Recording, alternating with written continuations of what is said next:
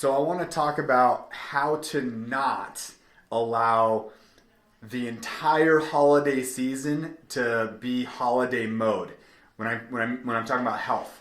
So you have Halloween and there's too much candy, and every single one of you, including myself, you probably had a little bit, maybe a little bit too much. And then you keep that, you kind of snack on that, and all of a sudden Thanksgiving is here, and you have Thanksgiving food, and maybe more than one because you had to go to this family member, or you hosted, or you did this party and that party. And then you have leftovers. So like my mother-in-law, so we went to my in-laws, and my mother-in-law sent us home with this giant pan of like leftover desserts. And hopefully she's not going to watch this, but you can't just snack on those desserts. That's so terrible because all of a sudden you're eating so outside of your normal that you're packing on the sugar and the inflammation and the disease and the weight, and so you don't want to come out January spending 3 months in holiday mode where you end up with way more fatigue, brain fog. Your energy is terrible. You've gained weight.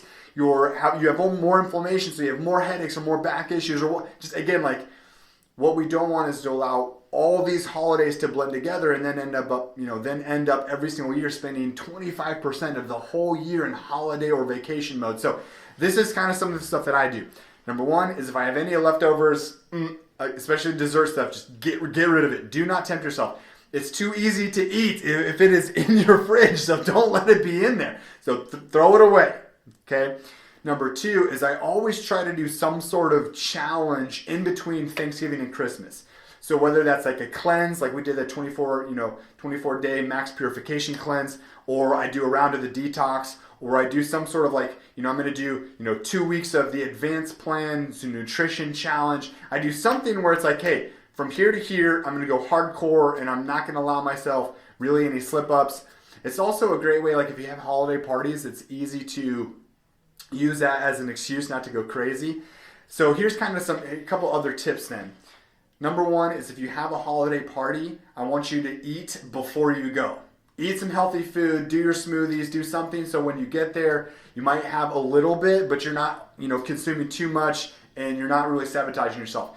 Number two is make exercise a priority.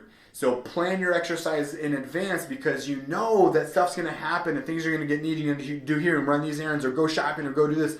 So make sure you're planning in advance. Hey, I know I'm going to get up and I'm going to do this early. I'm going to get this exercise early. So that's something that Jill and I have really been planning here recently is we're going to get really specific with our scheduling so we're not missing out on workouts because it's way too easy to allow time to just get away, busy season, and all of a sudden, oh my gosh, I went through the whole week and I didn't work out at all. So those are a couple things. The other thing is I always plan to make sure I'm getting extra adjusted during this season because of how much stress is going on. And I don't want that stress to wear down my immune system and get sick.